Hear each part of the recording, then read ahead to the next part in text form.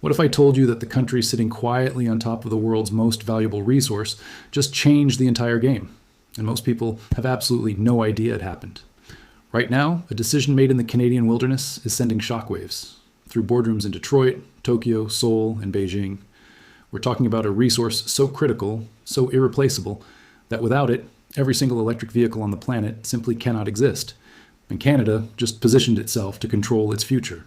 This is not a prediction. This is not speculation. This is happening right now. By the end of this video, you will understand exactly why this changes everything for North America, for the global EV industry, and honestly, for your own financial future. So stay with me, because this story gets bigger every minute. Before we go any further, if you're new here, welcome to Canada Global Economics, the channel where we break down the biggest economic stories shaping Canada and the world in a way that actually makes sense. Hit that like button right now and subscribe, because we cover stories like this every single week. And trust me, you do not want to miss what's coming next. Now, let's talk about batteries. Not just any batteries, the kind that power everything from your Tesla to massive energy storage systems that entire cities depend on. The global EV market is currently valued at trillions of dollars, and analysts project it could reach 25 to 30 trillion. Over the next 2 decades, when you factor in the full supply chain, infrastructure, manufacturing, and raw material extraction, every single piece of that enormous economic pie depends on one thing above all else: the minerals and metals inside these batteries. Lithium, cobalt, nickel, manganese, graphite. Without these, there are no batteries. Without batteries, there are no EVs. And without EVs, the entire clean energy transition that the world has committed to simply falls apart. Here is where Canada's story becomes extraordinary. Most people think of Canada as a country of hockey, maple syrup, and polite people. What they don't think about, what most of the world has completely overlooked, is that Canada sits on staggering concentrations of battery-critical minerals. Ontario's Ring of Fire region alone contains one of the largest deposits of chromite in the world, alongside significant nickel, copper, platinum, and rare earth elements. Quebec holds massive lithium reserves. British Columbia and the Yukon are home to cobalt and graphite deposits that mining companies have been quietly circling for years. The numbers are genuinely difficult to comprehend. Some geological surveys suggest Canada's untapped critical mineral wealth could be worth several $1 trillion when fully extracted and processed. And here's the part that Wall Street is finally waking up to. The world desperately needs all of it. For years, China has dominated the global battery supply chain in a way that most Western politicians and consumers simply did not pay attention to. China controls roughly 80% of the world's lithium processing capacity. It controls the majority of cobalt refining, most of the graphite processing, and a significant share of rare earth element production. When you buy an EV anywhere in the world, there's an overwhelming probability that the battery passed through Chinese hands. This is not a conspiracy theory. This is documented supply chain reality. And for years, nobody in the West seemed particularly worried about it, until suddenly they were very worried indeed. The shift happened gradually, then all at once. Trade tensions, geopolitical friction, pandemic era, supply chain collapses, and the growing realization that depending on a single country for the most critical material was a serious strategic mistake. The United States, the European Union, Japan, South Korea, all of them began scrambling to find alternative sources for battery minerals. They needed a partner that was politically stable, geographically close, environmentally credible, and actually rich enough in resources to matter. There was really only one country on Earth that checked all of those boxes simultaneously: Canada. What followed was a series of moves that individually might not have seemed like a revolution. But when you put them together, the picture becomes absolutely clear. The Canadian government launched its critical minerals strategy with billions in committed funding. Ottawa signed landmark agreements with the United States under the Inflation Reduction Act, which specifically opened the door for Canadian-sourced minerals.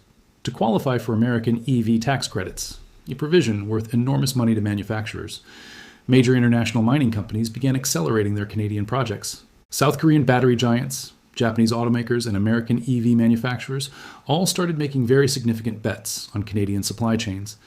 And perhaps, most importantly of all, something happened in the Ring of Fire that changed the conversation entirely.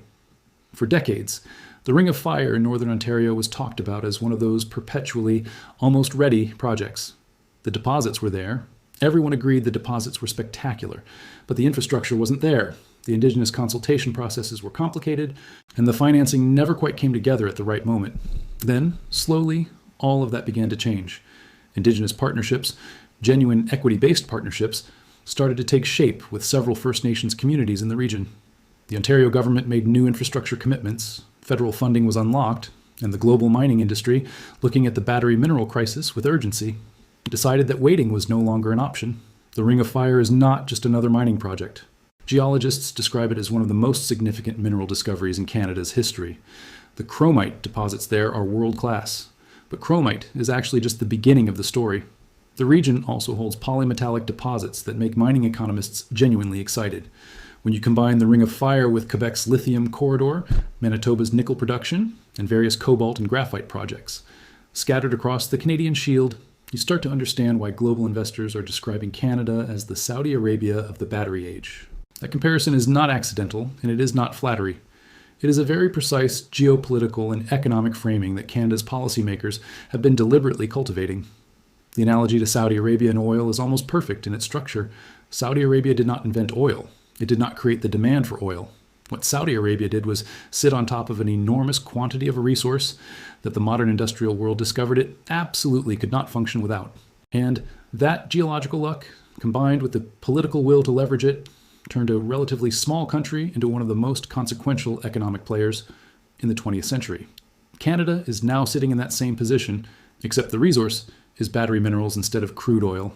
And the Industrial Revolution in question is the electrification of everything rather than the combustion of everything. And here is where the American dimension of this story becomes genuinely fascinating. The United States has poured hundreds of billions of dollars into its domestic EV industry. The Inflation Reduction Act was essentially a declaration that America was going to own the electric vehicle future.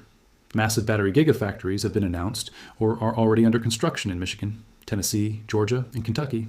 Ford, General Motors, and a parade of new EV startups have all bet their futures on the assumption that American-made batteries and American-made cars, sold to American consumers, is the winning strategy for the next century. But here is the problem that nobody in Detroit wants to say out loud. American soil simply does not contain enough of the right minerals to supply those factories at the scale required. The lithium deposits in Nevada, while real, are nowhere near sufficient. American cobalt production is minimal. Domestic graphite processing barely exists. So what happens when you build the world's most ambitious EV manufacturing base on top of a mineral supply that your own ground cannot provide? You become dependent on someone else, and the choice of who that someone else is turns out to be the single most important strategic question in American industrial policy right now. For Canada, that question is an enormous opportunity, because Canada is not just a convenient alternative to China. Canada is genuinely the only realistic alternative that satisfies every condition the Americans need: stable government, rule of law, environmental standards that can survive public scrutiny, proximity that keeps logistics manageable, and an existing trade relationship under the USMCA. That creates a natural pathway for minerals to flow south without the kind of tariff and regulatory friction that would accompany deals with more distant partners. This is the quiet revolution that most mainstream media outlets have completely missed. While everyone is watching the Teslas on the highway and the political debates about EV subsidies, the real game, the $30 trillion game, is being played in the Canadian wilderness, in government offices in Ottawa and Washington, and in the boardrooms of the world's largest mining and battery companies. And Canada, for the first time in a very long time, is holding the strongest hand at the table. So now you understand the foundation. Canada has the minerals. The world desperately needs those minerals. And the United States, with its enormous EV ambitions and insufficient domestic supply, is looking north with a genuine strategic interest. This goes far beyond anything we have seen in decades of Canada-US economic relations. But here's where it gets more interesting. Mineral wealth is only half of what Canada aims to capture. The other half is the processing, manufacturing, and value-added economic activity. This turns raw rock into finished battery components. The distinction, a country that digs things out versus one that transforms materials into high-value products, is worth hundreds of billions of dollars in economic output and millions of jobs. For most of the 20th century, Canada's economic relationship with its natural resources followed a frustrating pattern. Economists call this the resource curse leet. Canada had a persistent habit of exporting raw materials and importing finished products. Canadian timber became American furniture. Canadian ore became Japanese steel. Canadian oil sands bitumen was piped south to be refined into American gasoline. The value-added transformation always happened somewhere else. Canada collected only modest returns from being the excavator, not the manufacturer. That pattern is now being deliberately and systematically broken. The people driving that change have a clear-eyed understanding of what is at stake. The Canadian government's critical mineral strategy is not just about digging more holes. It targets the full battery value chain, from mine to refinery, component manufacturer to cell producer. The goal? For Canada to capture as much of that chain as possible on Canadian soil, employing Canadian workers, generating Canadian tax revenue, and building industrial capacity for generations. The early signs that this strategy is working are genuinely impressive. Volkswagen chose St. Thomas, Ontario, for one of North America's largest battery gigafactories. This decision was not made by accident or sentiment. Volkswagen's team concluded Canadian proximity to raw materials and the American market made Ontario optimal. Stellantis, parent of Chrysler, Jeep, and Dodge, made a similar calculation. They committed to a battery plant in Windsor, Ontario. These are not small announcements. These are transformational industrial investments. They represent a fundamental restructuring of where advanced manufacturing happens in North America. At Canada Global Economics, we have been watching this industrial transformation closely. What strikes us most is not just the scale of individual announcements, it is the cumulative logic of all of them together. When you map out the investments, policy commitments, mining project timelines, and trade agreements, a coherent picture emerges. Canada is not stumbling into battery dominance by accident. It is being deliberately constructed piece by piece through geographic luck, policy intelligence, and international business development. This represents some of the most effective economic statecraft Canada has ever practiced. Now let's talk about what this actually means for the American EV industry. The headline of this video, that Canada just made America's EV industry obsolete, deserves a careful and honest explanation. What is actually happening is more subtle and in some ways more profound. American EV manufacturers are discovering that their supply chains run through Canada, whether they planned for that or not. The minerals in their batteries increasingly come from Canadian mines. The processed materials increasingly flow through Canadian refineries. The components are increasingly assembled in Canadian facilities before crossing the border to be incorporated into American vehicles. America's EV industry is not being made obsolete in the sense of being destroyed. It is being made dependent on Canadian industrial capacity in a way that fundamentally reshapes the economic relationship. This is a genuinely significant shift in power, even if it happens quietly and without any dramatic confrontation. For decades, the economic relationship between Canada and the United States was characterized by a certain asymmetry. Canada needed American markets more visibly and more acutely than America needed Canadian supply. That asymmetry is now being rebalanced, at least in the critical minerals and battery space. This gives Canada considerably more leverage than it has historically enjoyed. Canadian negotiators now know Americans genuinely need what Canada has, on a timeline that does not allow for easy substitution. The geopolitical dimension of all this extends well beyond the Canada-US relationship. China is watching what is happening in Canada with considerable attention and not with pleasure. The entire logic of China's battery supply chain dominance was built on the assumption that Western countries would remain dependent. They lacked both the domestic mineral supply and the refining infrastructure to build an alternative. Canada's emergence as a credible alternative supply chain partner directly undermines that assumption. Every Canadian mine that comes online, every Canadian refinery that processes lithium or cobalt or graphite, and every gigafactory built in Ontario or Quebec is a piece of infrastructure that reduces China's leverage. This is why the stakes of Canada's critical mineral strategy are genuinely global, not just bilateral. We are watching, in real time, an attempt to restructure one of the most important industrial supply chains in human history. The outcome will shape not just the economic fortunes of Canada and the United States, but the broader balance of technological and industrial power between the democratic world and China for the rest of this century. That might sound like an overstatement, but consider the arithmetic. If battery minerals are to clean energy what oil was to the industrial economy, then whoever controls the supply chain for those minerals exercises a form of structural power that is almost impossible to overstate. There are, of course, real challenges standing between Canada's current position and the full realization of this vision.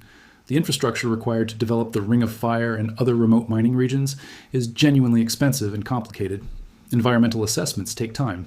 Indigenous consultation, done properly and in good faith, is not a quick process.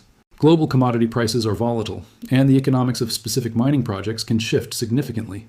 The regulatory environment in Canada, while generally predictable, adds timelines and costs that competitors in less regulated jurisdictions do not face. None of these challenges are insurmountable. None of them change the fundamental geological reality that Canada has what the world needs. But they do mean that the transition from potential to realized economic power is not automatic. Good policy, sustained investment, and patient long-term thinking are all required to convert Canada's mineral wealth into genuine industrial dominance. The encouraging news is that there are real signs, not just promises, but actual shovels in the ground and actual factories being built, that this conversion is underway. For ordinary Canadians watching this unfold, the implications are worth thinking carefully about. This is a generational economic opportunity of the kind that does not come along very often. The question is whether Canada will capture the full value of what it has, or whether history will repeat itself and the transformation of Canadian resources into finished products will once again happen in someone else's country. The early indicators suggest Canadians and their government are more aware of this risk than they have been in past resource booms, and more determined to avoid repeating the mistake of being the excavator while someone else is the manufacturer. The $30 trillion number in this video's title is not a fantasy. It is a reasonable projection of the total economic value embedded in the global battery supply chain over the coming decades. Value that flows from the minerals in the ground to the cars on the road, touching dozens of industries and hundreds of millions of consumers. Canada is now positioned, in a way it has never been positioned before, to capture a genuinely significant share of that value. How large that share ultimately becomes will depend on decisions being made right now, rewriting the rules of the clean energy economy. This is the story that we believe deserves far more attention than it is getting. This is why Canada Global Economics exists, to make sure you understand not just what is happening, but why it matters and what comes next. If this video gave you a new way of looking at Canada's place in the global economy, please drop a comment below and tell us what surprised you most. Share this video with someone who thinks Canada is just a quiet neighbor, because what is unfolding here is anything but quiet. Hit the like button, subscribe if you haven't already, and we will see you in the next one. The story of Canada's economic future is just getting started.